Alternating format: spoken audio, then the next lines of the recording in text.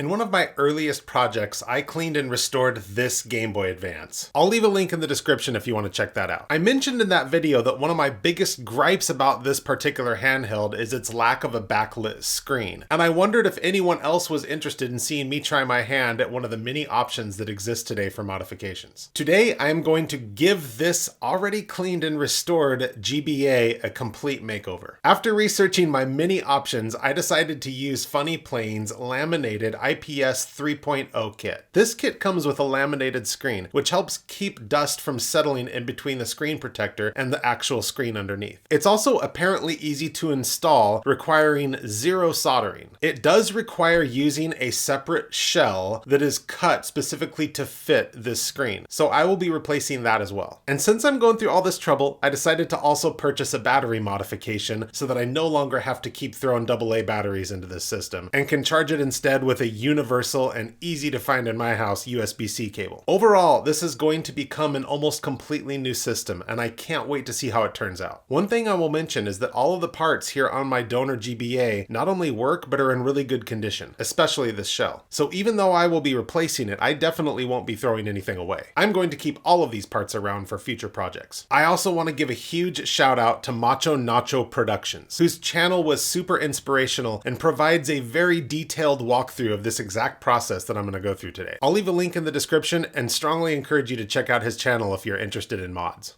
All right, let's get the game and batteries out of the way here, and we'll get busy with our disassembly. It's a pretty short process for these little Game Boy Advances. We just have a few Y screws around the edge here, one Phillips screw down at the bottom of the battery compartment. This entire piece is just going to get set aside because our blue replacement already comes with that shield on it, so we're good to go. Let's set these pieces aside here, and these R and L buttons. We won't need any of this stuff. We have replacements, but I do want to remember how to put those springy metal bits back in.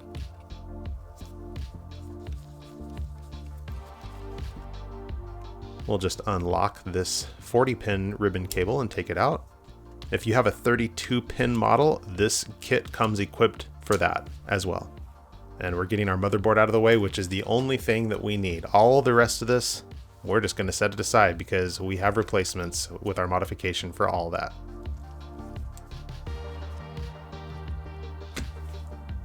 So we will start now with our blue shell. Here is our backlit screen. We'll just pull this plastic off nice and satisfying like. And this shell comes beveled for this screen to sit in there perfectly. It's really nice.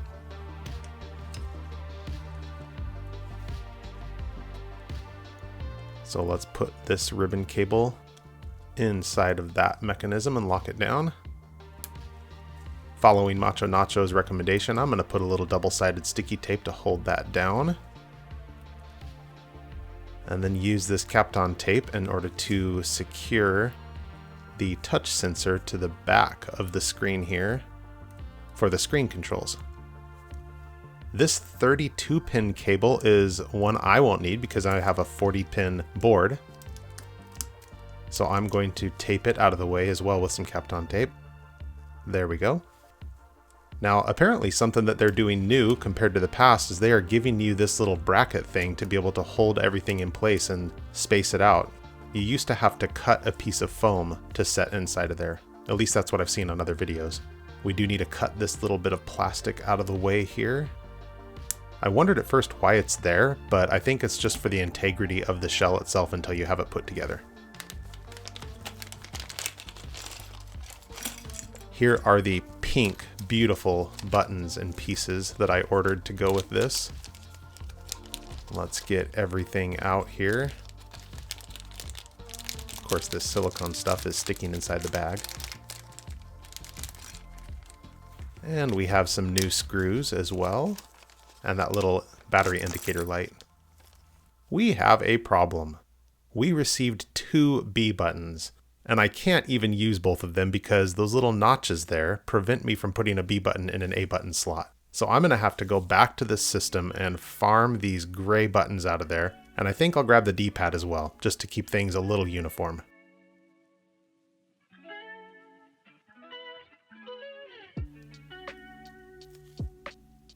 It's a little disappointing, but actually now that I'm putting it together, I think those gray buttons are going to give it a nice third color splash that will make it pop.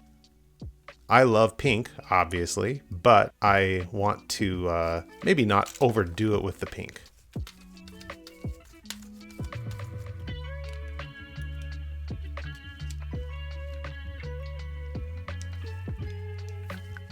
All right, it's coming together.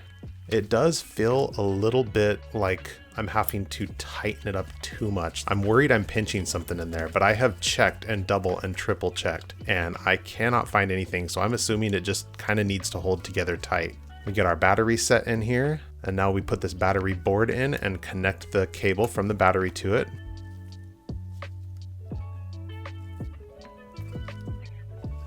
And then we can tuck this board in there and make sure it's nice and secure. Apply the provided heatsink on top of the board.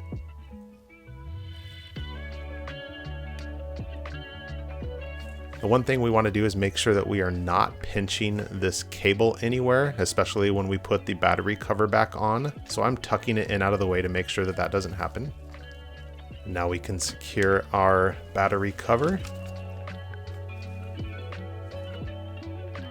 And we have power from USB-C. That blue indicator light tells me that it needs to charge, so we're going to let it do that for a while. Put our new sticker on. I can't wait to test this thing out. So here we go. It's all charged up, ready to turn on. Those little flecks are just dust floating around in here that I can't get rid of. It looks amazing. I love it. It feels good. It has a little bit more weight to it than a standard Game Boy Advance. Feels a little heavier in the hand, which actually I like. Oh, that screen looks amazing. Everything seems to be responding and working properly.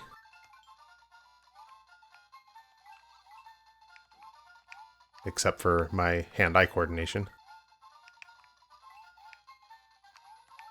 Yoshi!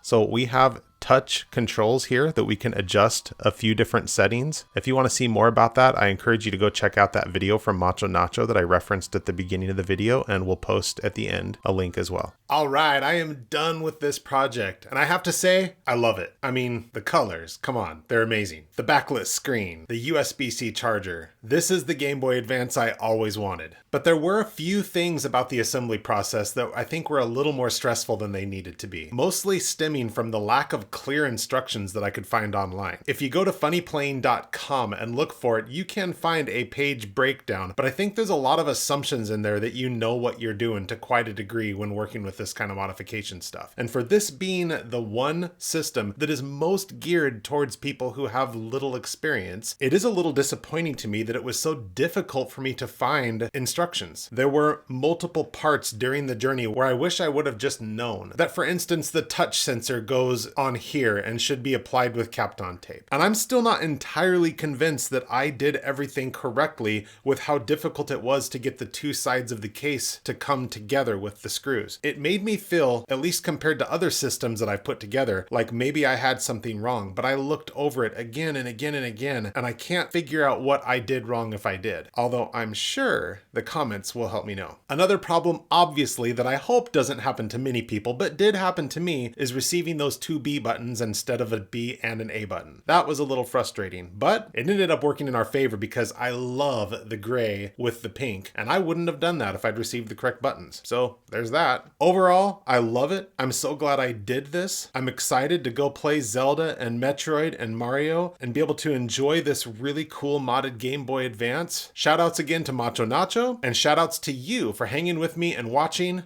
and we'll see you next time.